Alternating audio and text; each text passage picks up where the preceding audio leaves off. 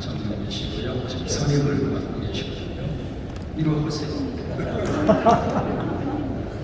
이렇게 쑥스러워하죠. 어차피 가서 사진 한번 찍읍시다. 이쪽. 네. 멋있게 포즈 한번 찍어보세요. 예. 장로님하고 저 동갑내기예요. 키가 좀 커서 남궁이 모르겠어요. 동갑내기 정말로 오랫동안 섬기고 계시고 선임으로 교회를 섬기면서 성곽교회 잘 한 가지만 해보겠습니다. 목사들이 말씀 위주로 강해 설교를 하세요. 항상 강해 설교를 하시고 선교에 항상 치중하셔서 세계에다가 지금 11개 나라에다가 금년까지 104개 교회를 지금 건축을 했습니다. 그래서 금년 5월에 저희가 100개 교회를 설립한 기념으로 자체 또 축제도 하고 하나님께 감사드리는 시간을 썼습니다. 됐어요? 짜끝인 거 아니고요. 즉석에서 이제 장로님 말씀하신 그때 하나님 영광 받으신 줄 믿습니다. 제가 감사하니까 좀 들었어요.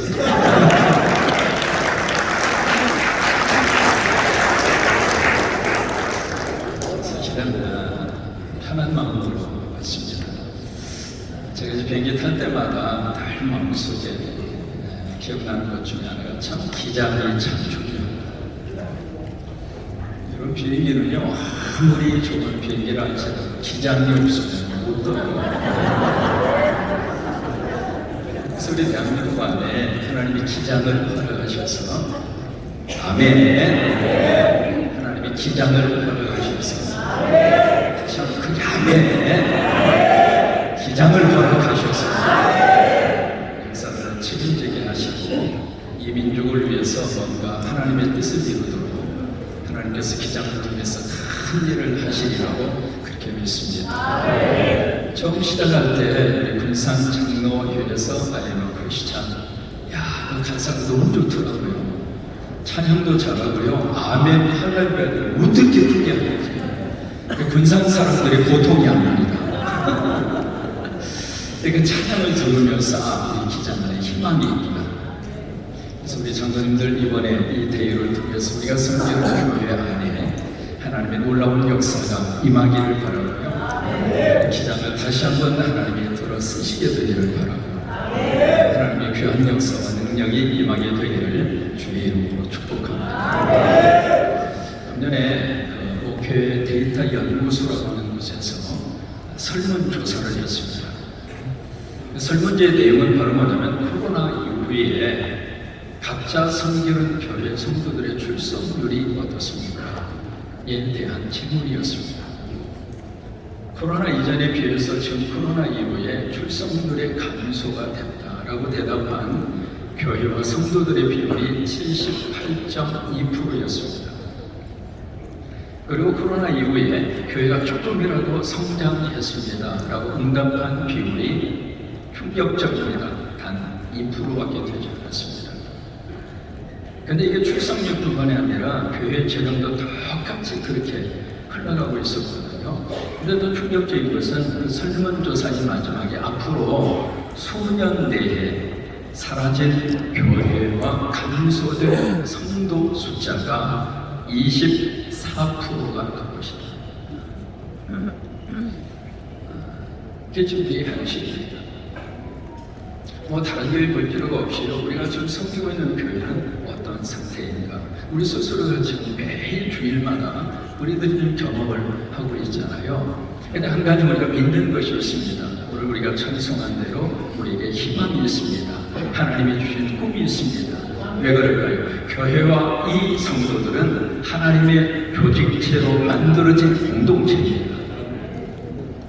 그러니까 세상에 의해서, 상황에 의해서 교회가 사라지거나 교회가 약간의 흔들림은 있을 수 있지만은 교회가 망가지지는 않습니다. 왜 그럴까요? 하나님이 세우셨습니다. 하나님이 세우셨습니다. 우리 교회에 누가 세우셨는가? 하나님이 세우셨습니다. 여러분들이 섬기는 교회 누가 세우셨는가? 하나님이 세우셨습니다. 그래서 하나님이 시작하셨고 하나님이 함께 하시기 때문에 우리 기담교회 하나님 앞에 교회에 쓰임받을 줄로 믿습니다. 교회의 기초는 인간이 아니라 하나님입니다.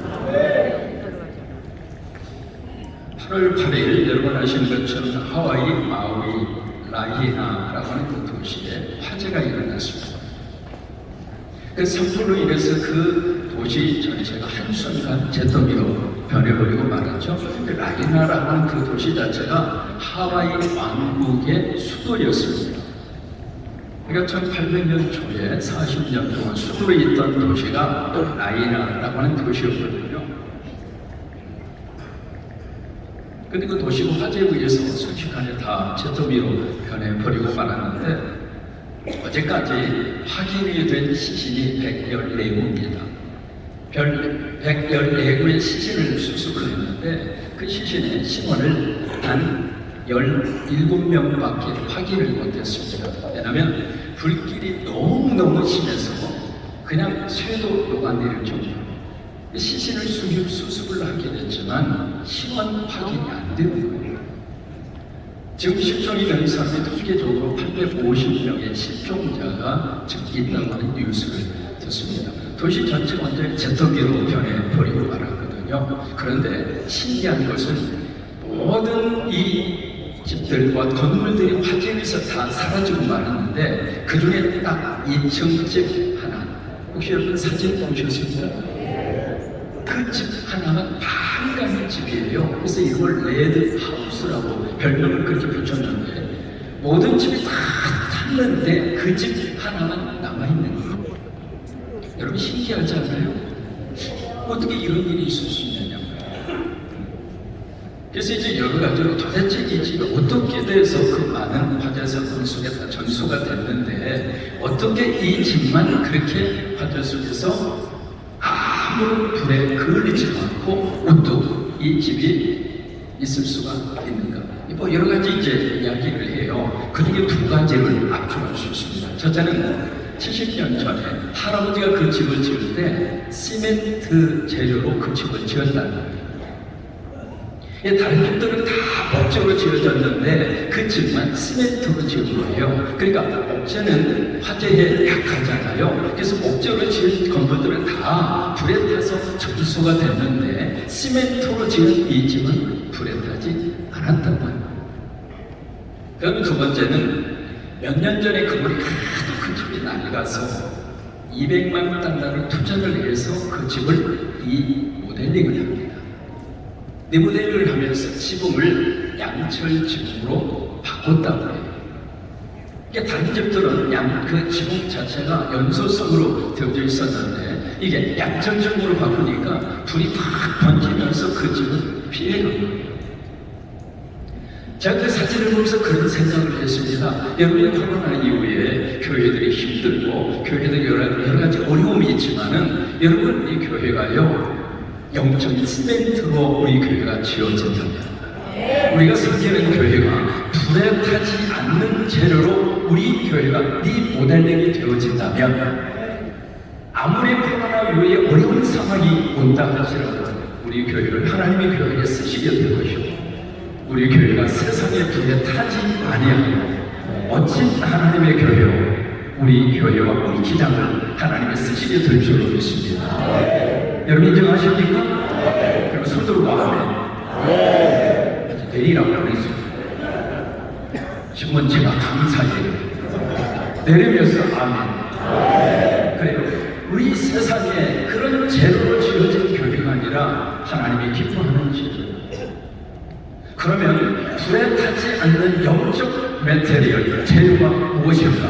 바로 하나님이죠. 하나님 위에 우리 교회가 세워지고 복음 위에 우리 교회가 세워지고 또 하나 가장 중요한 것은 성령 위에 우리 교회가 세워지고 1965년도에 미국의 하버드 종교사회학 교수 가운데 한 사람이 하비 콕스라고 하는 사람이었습니다. 하비 콕스가 1965년도에 책을 한 권 써요. 그 책의 제목이 Secular City라고 하는 그 책이었습니다. 한국말로는 세속 도시라고 하는 책이죠. 그 책이 전 세계적으로 14개 국어로 번역이 되고 100만 부 이상으로 판매가 될 정도로 굉장히 유명한 그 책입니다. 그 책에서 하비 목사는 이 세상에 돌아가는 모든 것을 보면서 두 가지로 그렇게 해석을 합니다. 이 세상은 계속해서 세속화로 흘러가게 될 것이다. 세속화 도시와의 물결 속에서 교회와 믿음의 공동체는 약화되게 될 것이다. 그게 이제 세속도시라는 그 책에서 하비 목사가 주장을 했던 그 내용이에요. 1960년대에 미국뿐만이 아니라요, 전 세계적으로 엄청난 시큘라이제이션이라고 하는 말을 써서 세속화가 급속도로 그렇게 발전이 되어지고 있었는데, 그런 속에서 이 교회와 믿음의 공동체는 살아남을 수가 없다. 하비 목사는 그렇게 평가를 내린 거예요. 여러분 그런 게 없어요. 교회가 없어졌어요? 없어지지 않았습니다. 1960년대 이후에 저쪽에 아프리카를 중심으로 남미를 중심으로 엄청난 부흥의 역사가 일어납니다. 여러분 지금도 말해도 지난 4월 달에 우간다를 갔다 왔거든요. 우간다 한 일주일 정도 쭉 선교 현장을 보면서 느낀 거가 그 우간다 그 선교 현장 속에 엄청난 부흥의 역사가 있습니다. 거기는 예배를 드려도 보통 2시간에서 3시간 예배를 드립니다. 그 뜨거움이라고 하는 것은 말로 표현할 수 없을 정도. 그래서 그분들하고 같이 이렇게 예배를 들으면서 무슨 생각이 들었냐면, 그렇지, 이게 예배지. 그 생각이 들 정도로요, 그 예배 속에 성령의 역사가 있고, 그 예배 속에 하나님의 임재가 있고, 그 예배 속에 하나님의 능력의 역사를 경험할 수가 있었거든요. 여러분 지금도 성령님은 역사하십니다. 지금도 성령님은 우리와 함께 하십니다. 지금도 성령님은 교회를 들어 쓰십니다. 그래서 성령의 불구한 역사로 1965년 이후에 교회가 사라진 것이 아니라 오히려 성령의 놀라운 역사가 아프리카 남미 지역 속에 불같이 일어납니다. 20년의 세월이 지났습니다. 1985년도에 하비 콕스가 또 한 권의 책을 씁니다. 그 책의 제목이 뭐냐면 Fire from Above라고 하는 책입니다. 하늘에서 내려온 불.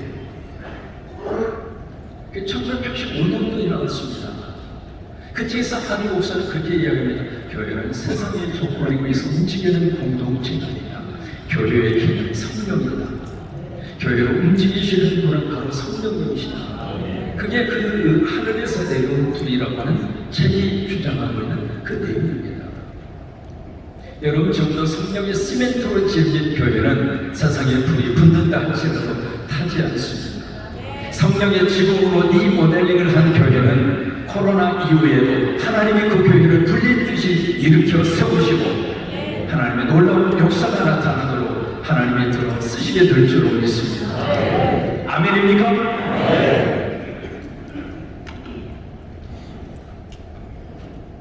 우리가 사도행전 5장을 본문으로 여러분에게 드렸습니다. 사도행전 4절을 보시면 제가 군산 성광교회에 부임을 해서 그때부터 주일마다 강의 설교를 하는데 이 사도행전을 가지고 횟수 5년 동안 했어요. 놀라지도 않으시니 횟수로 5년 동안 사도행전만 가지고 계속 주일날 설교를 했거든요. 저도 그렇지만 참 우리 장로님들도 대단해요. 주일마다 사도행전만 가지고 강의를 했어요. 5년 동안. 그래서 이제 지난 10월 1일 날 사도행전 29장을 끝냈습니다.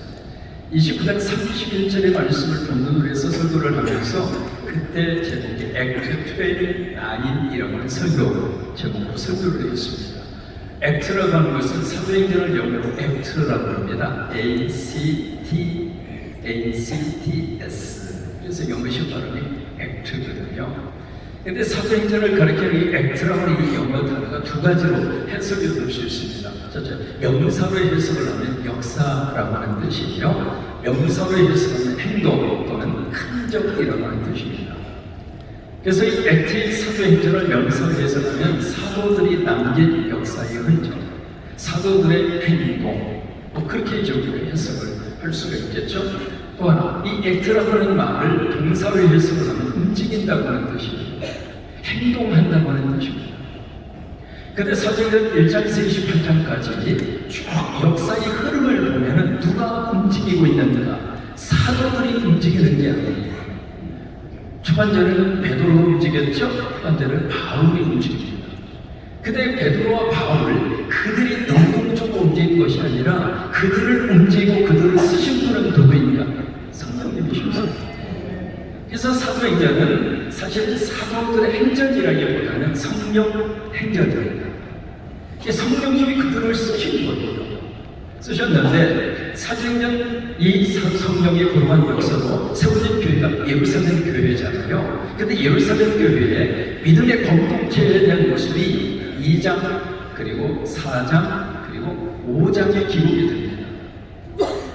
그래서 2장 43절 이하에 보시면은 마가의 다음에 성령의 놀라운 불의 역사가 임한 다음에 바로 같은 성령의 역사가 임한 다음에 그리고 베드로가 그들을 대상으로 설교를 하잖아요. 설교를 하고 그 초대의 예루살렘 교회 믿음의 공동체의 모습을 사도행전 2장 43절 이하에서 쭉 기록을 합니다. 사도를 통해서 기사와 이적이 막 일어나요.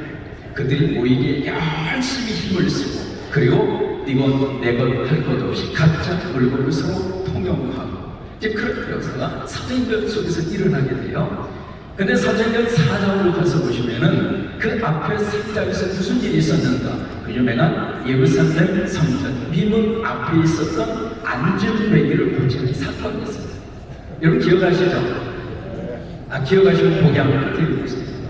사도행전에서 그런 기적의 사건이 있은 다음에 그 다음에 베드로와 요한이 공교회에 잡혀가서 원흉을 당합니다. 고난이 있는 그 현장에 교회는 원래 열심히 기도합니다. 그리고 베드로와 요한이 공교회에서 무사히 석방이 됩니다. 그러고 나서 그 후에 이 베드로가 솔로몬 행강에 가서 설교를 해요. 설교를 하고 나서 사도행전 4장 45절 이하의 말씀에 그 초대 공동체의 믿음의 모습을 성경이 쭉 기록을 합니다. 2장과 4장의 내용이 거의 비슷해요. 그 다음 이제 5장으로 넘어옵니다. 5장에 넘어와서는 그 유명한 아나니아와 삽비라 사건이 있습니다.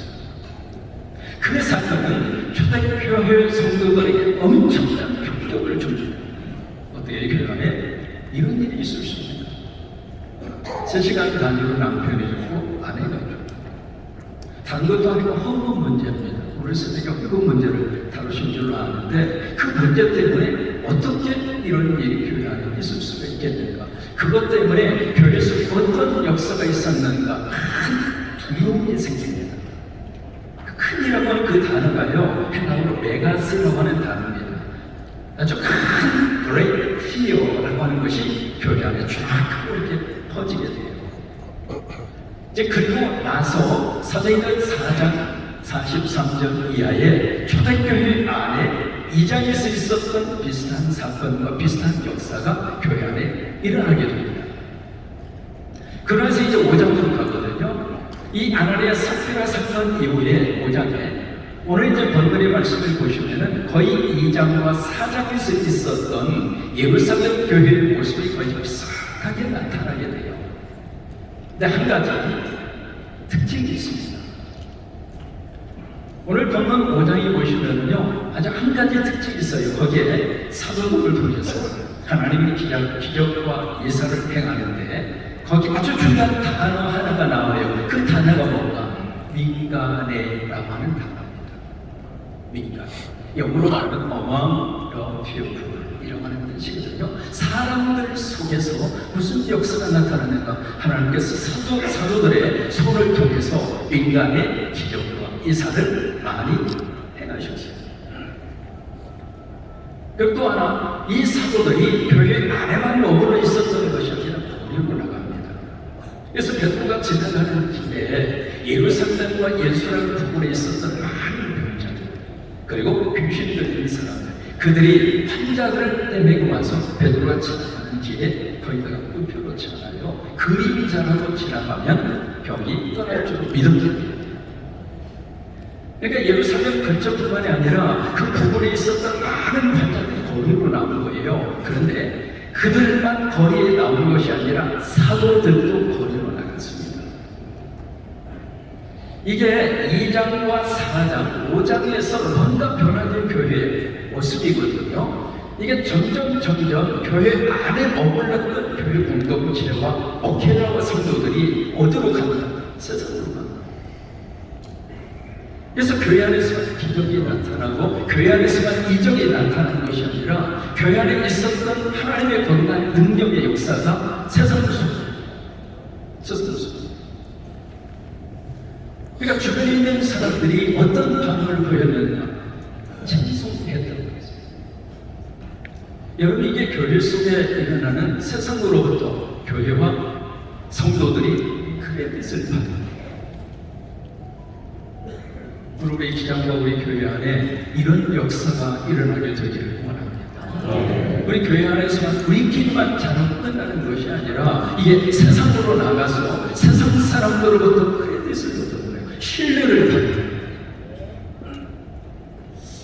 작년에 기독교윤리 실천위원회라고 하는 조직이 있습니다. 들어보셨을 거예요. 기운시라고 표현하죠. 거기에서 국민들을 대상으로 해서 설문조사를 했습니다. 그 내용이 뭐라고 하냐면 당신들은 교회에 대해서 어느 정도 신뢰하십니까? 그 질문이에요. 그 질문에 대해서 내가 교회를 신뢰합니다. 긍정적으로 하는 퍼센테이지가 24%입니다. 나는 신뢰하지 않습니다. 74%였습니다. 저는요 그 통계를 보고 가슴을 쳤습니다. 지금 세상 사람들의 교회를 바라보고 있는 시간이 그 정도 10명 중에 얼마 안 믿어요. 다시 말해서 교회에 대해서 크레딧을 안 준다는 말이에요. 근데 또 하나 설문조사의 내용이 있었는데, 그러면 목사가 하는 말과 목사가 하는 그 행동에 대해서 어느 정도 신뢰하십니까? 여러분, 긍정적인 평가가 얼마 나온 줄 알아요? 20.8%. 신뢰하지 않습니다. 74.6%. 목회자로 살면서 이런 세상에서 내가 목회하고 제가 처음에 이제 미국에 1987년도에 들어가서 20년 동안 이미 목회를 하다가 왔습니다.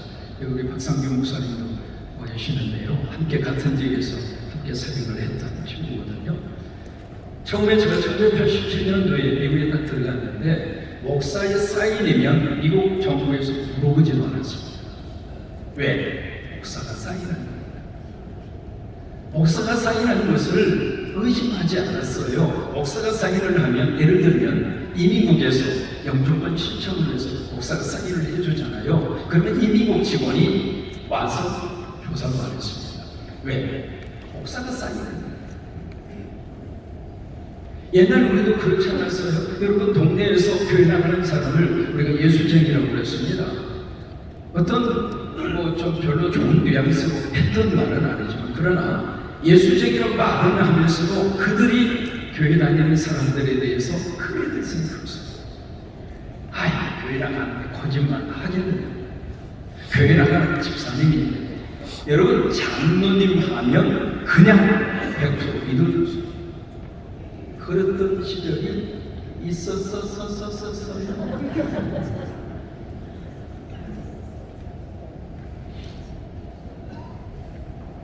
1987년대 미국도 마찬가지였습니다.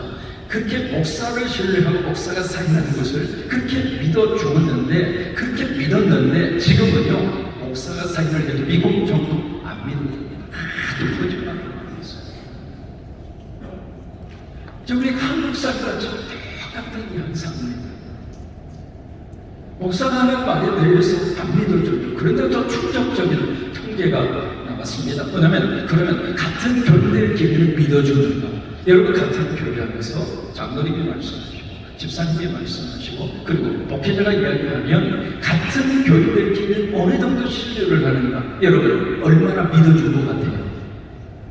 긍정적인 대답 41.6%밖에 안 나왔습니다. 우리끼리도 안 믿어요. 이게 참 우리가 하나님 앞에서 땅을 치고 통곡하는 것입니다. 여기 지금 예루살렘 교회는요, 성령으로 충만해서 무슨 역사가 나타나는가? 밖의 사람으로부터 칭송을 받아요. 밖의 사람으로부터 크레딧을 받았다는 거예요. 밖의 사람으로부터 인정을 받아요. 여러분, 우리 교회와 우리 장로님들과 목회자들이 이거부터 회복해야 된다고 생각합니다. 그 다음에 무슨 역사가 나타나는가? 그러다 보니까 세상을 치유하게 되더라고요. 그 예루살렘 부근에 있었던 병자들, 환자들, 귀신 들린 사람들 모두가 전부 다 세상적으로 보면 아픈 사람이죠. 눈물 흘리는 사람이죠. 상처받은 사람들이에요. 그 사람들을 사도들이 모른 척 하지 않았고 그들에게 나서서 그들을 고치고 그들을 치유하고, 이게 세상을 치유하는 교회의 모습이죠. 근데 이런 모든 역사들이 어디서 밖으로 바로 이루어졌는가? 바로 이 사도들이 어디에서 기적을 행하는 인간 속에서. 헬라어는 그게 있습니다. 엠토라우스라고 하는 단어를 쓰는데, 라우스라고 합니다. 일반 대중입니다. 그러니까 믿는 사람, 믿지 않는 사람을 구별하는 것이 아니라 일반 대중들 속에 들어가서 기적의 역사를 행하는데, 그 기적을 누가 행하시죠? 하나님이 행하시죠. 하나님이 행하시는데 누구를 통해서? 사도를 통해서. 여러분, 지금도 하나님은 역사하십니다. 지금도 하나님은 살아계십니다. 기본적인 믿음이 있잖아요. 아멘입니까? 그 하나님이 우리와 함께 하시고 그 하나님의 역사 속에 같이 하시고 하나님의 그 기적을 통해서 이 한민족의 역사 속에 이루시려고 하는 그 뜻을 우리가 아니라 하나님이 앞장서서 그 일을 하시도록 우리는 하나님을 믿으면 되죠. 그래서 우리 하나님을 믿는 것이 아니라 자꾸 내가 앞장서. 저희 이제 주일날 가면 로마서 강의를 시작합니다.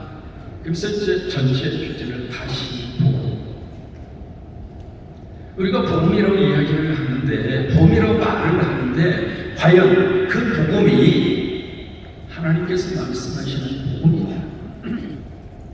내가 생각하는 내가 복음은 아닌가?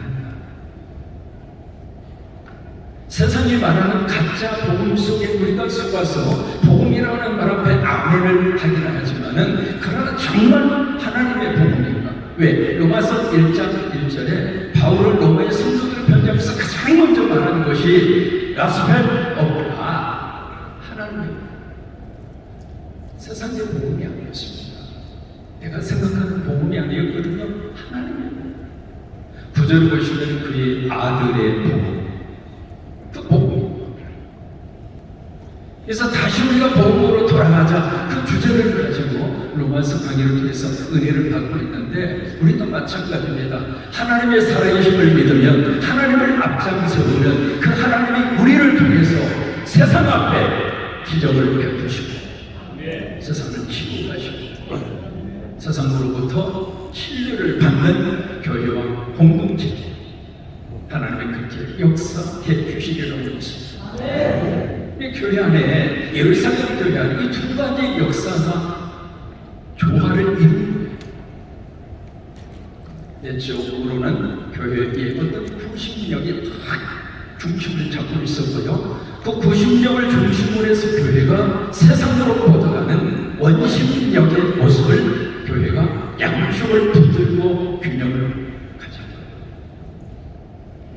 그래서 예루살렘을 가만히 들여다보면 그들에게 구심력이 무엇이었는가? 두 가지. 저는 이것을 교회의 구심력과 원심력을 아멘이라고 하는 단어로 압축할 수 있다고 생각해요. 여러분, 고린도후서 1장 20절에 보시면요, 사도 바울이 고린도 교회에 편지를 쓰면서 그 이야기합니다. 그리스도 예수 안에서 얼마든지 이해가 되나니 하나님께 아멘하여 하나님께 영광을 돌리느니라. 아멘이죠. 바울이 그 말씀을 고린도에 쓰면서 왜 그 말씀을 썼을까? 이유가 있습니다. 바울이 고린도 지역을 많이 방문을 하고 싶어서 계획을 세웠는데 그 방문의 계획이 자꾸 틀어져요. 그러다 보니까 고린도 성도들이 무슨 생각을 했느냐면, 야, 저 바울 약속하고 오지도 않아. 어떻게 한 번도 아니고 두 번도 아니고 계속 약속을 하고 저렇게 그 약속을 깰 수가 있을까? 그래서 그 다음에 약속도 지키지 않는 바울의 설교 믿을 수가 없다. 그런 분위기가 쫙 고린도 교회에 그 분위기가 형성이 된 거예요. 그래서 이 고린도 교회에게 편지를 쓰면서 그 얘기합니다. 오케이, 나는 아멘이 아니다. 인간 바울은 아멘이 아니다. 여러분, 목사는요, 아멘이 아닙니다. 우리가 아멘에 대해서 우리가 잘못 아멘할 때가 있거든요. 여러분, 제가 평생 목회자로 살면서 제가 47년 동안 지금 목회하고 있습니다. 제가 목회자로 평생을 살고 있지만은 자상력 아멘이 아닙니다. 인간은 아멘이 될 수가 없어요. 아니, 아멘이라고 할 만한 대상이 아니에요. 그러니까 바울은 나는 아멘이 아니다. 어떻게 인간 바울이 아멘이냐? 그러나 나를 통해서 증거되는 하나님의 말씀은 아멘이다. 그렇죠? 그 아멘이. 그러면서 그 아멘을 통해서 우리가 하나님께 영광을 돌리느니라, 그렇게 말씀을 하셨는데, 그 아멘, 영어로 말하면 A-M-E-N, 그 네 글자 속에 교회의 구심력과 원심력이 동시적으로 들어있는. 여러분, 교회의 내적인 힘은 어디 있는가? A, Attending Worship Service, 예배입니다. 즉, 코로나 이후에 예배에 출석하는 인원수가 굉장히 많이 줄었습니다. 그뿐만이 아니라 2부, 3부를 드리던 교회들이 통합을 해서 그냥 1부 예배로 끝납니다. 주일 오후 예배를 드리지 않는 교회가 생각보다도 많습니다. 왜? 교인들이 안 모여요. 또 하나, 새벽 기도를 모이지 않는 교회가 주변에 많습니다. 이게 교회의 중심력은 예배입니다. 그래서 예루살렘 교회는 모이기에 힘썼잖아요. 그들이 열심으로 모였습니다. 여러분, 시간이 많아서 모였을까요? 그건 아니잖아요. 그러니까 그들이 예배, 그 예배 자체가 교회의 중심력이에요. 이번 우리 장로님들에 의해서 전부 다 은혜 받으시고 아멘 하시고, 여러분 교회에 가셔서 예배가 회복되시기를 축복합니다. 여러분들의 예배가 회복되시기를 축복합니다. 오후 예배도 회복하시고 새벽에도 회복하시고.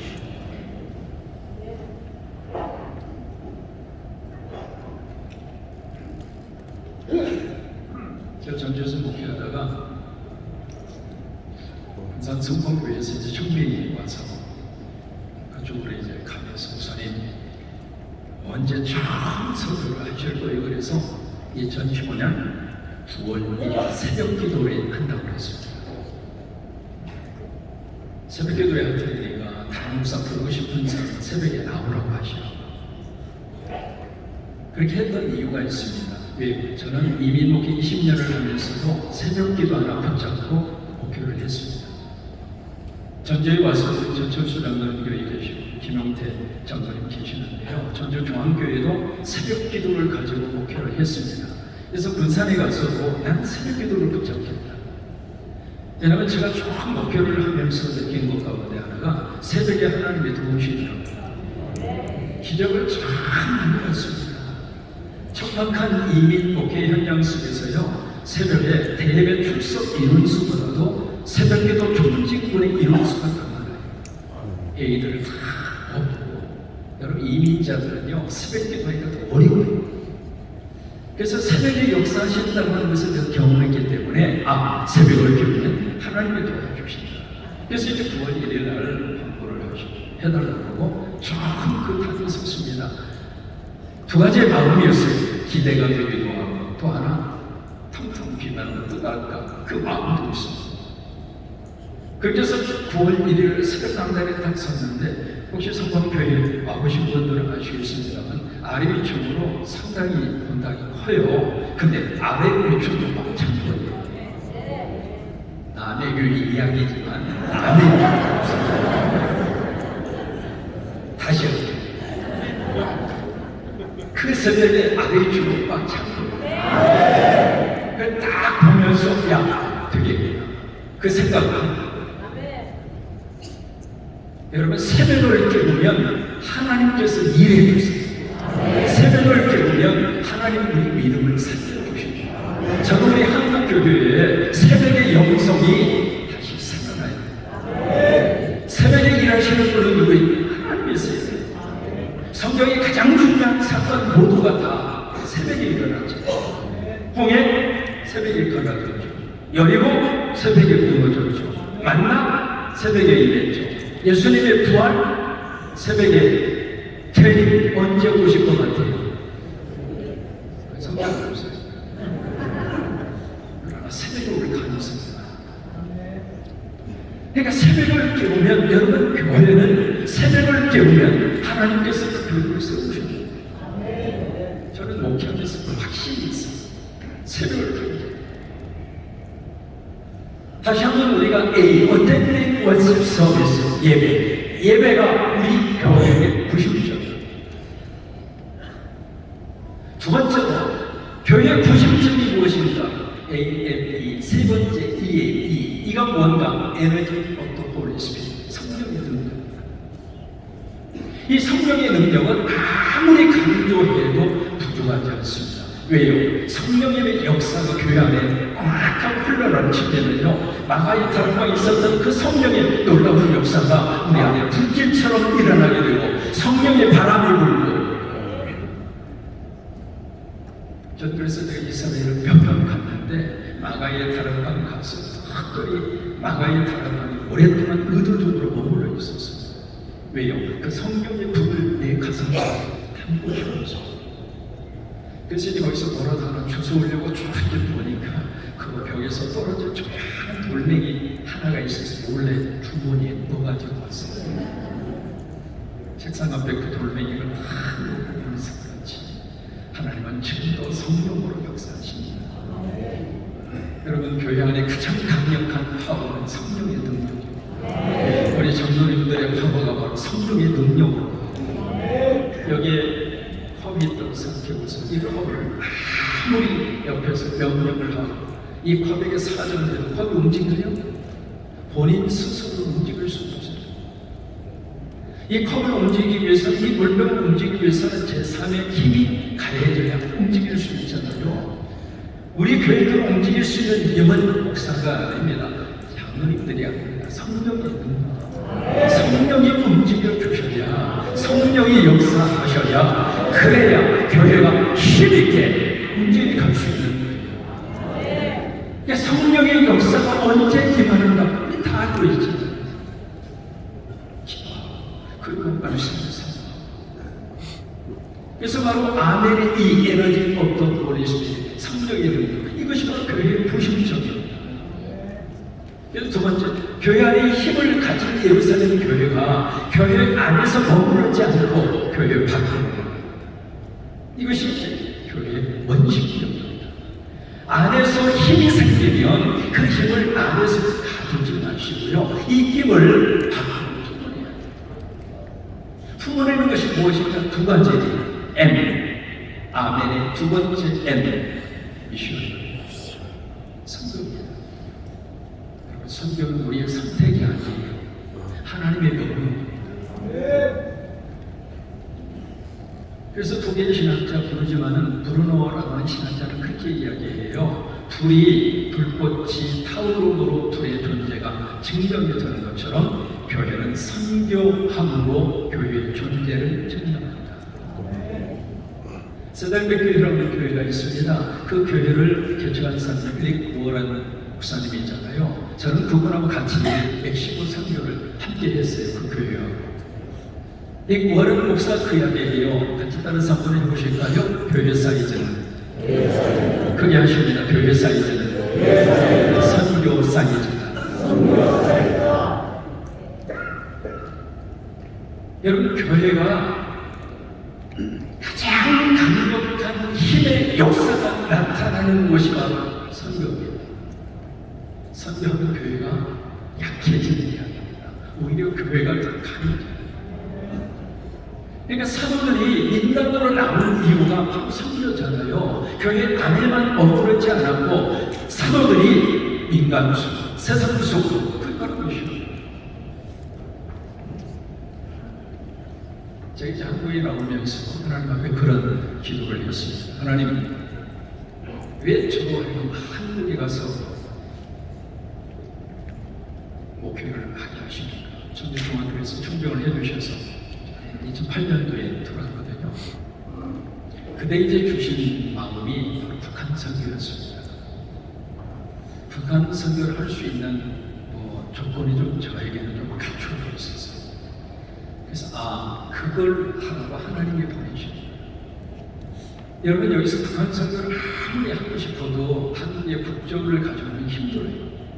어렵습니다. 간접 선교를 하실지 몰라도 직접적으로 들어가서 선교하기는 어려워요. 근데 저는 이제 그런 좀 자격이 있어서, 그래서 이제 북한에, 특별히 슈알리라고 하는 목사님, 북한 선교를 위해서 평생을 바친 미국 목사님, 그 미국 목사님이 서로 만나서 그 이야기를 하는데 부끄럽기도 하고 창피하기도 하고 뭐라고 하더라고요.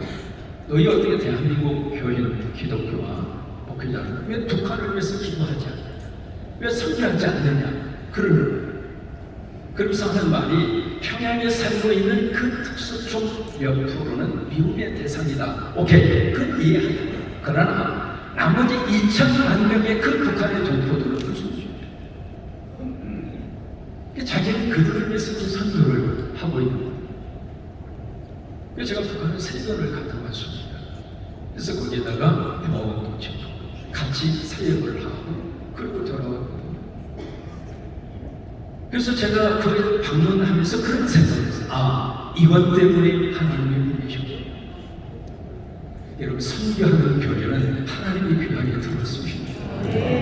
선생님들이 말씀하셨습니다만은 제가 이제 2015년부터 금년까지 11개 나라, 특히 이제 아프리카 지역, 콩고, 루안다, 그 다음에 이쪽에 탄자니아, 그 다음에 스와티니, 그 다음에 이쪽에 우간다, 그쪽에 이제 아프리카 지역, 이쪽에 이제 몽골, 네팔, 그 다음에 베트남, 그 다음에 이쪽에 인도네시아, 이쪽에 필리핀, 그래서 이제 11개 나라를 대상으로 해서 십자가 설계에서 교회당 지구주는 사역을 하는데 금년 5월달에 100개가 찍었어요.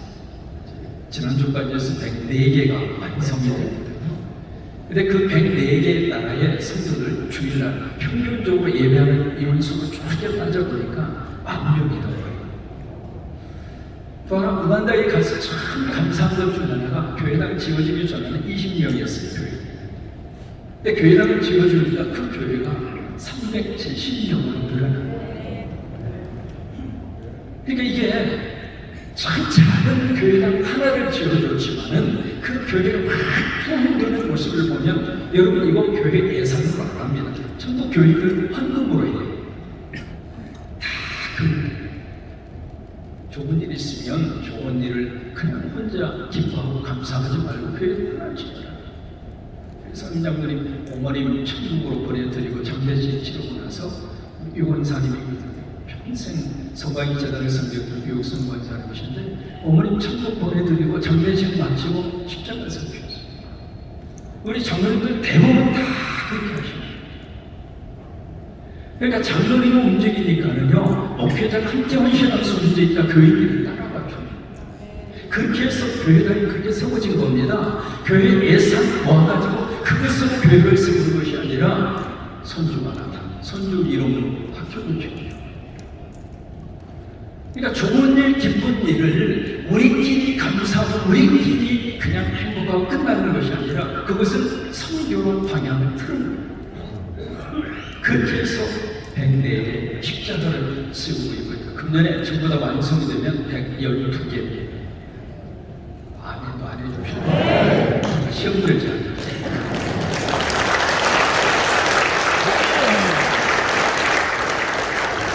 이게 선교를 하면 교회가 일어납니다.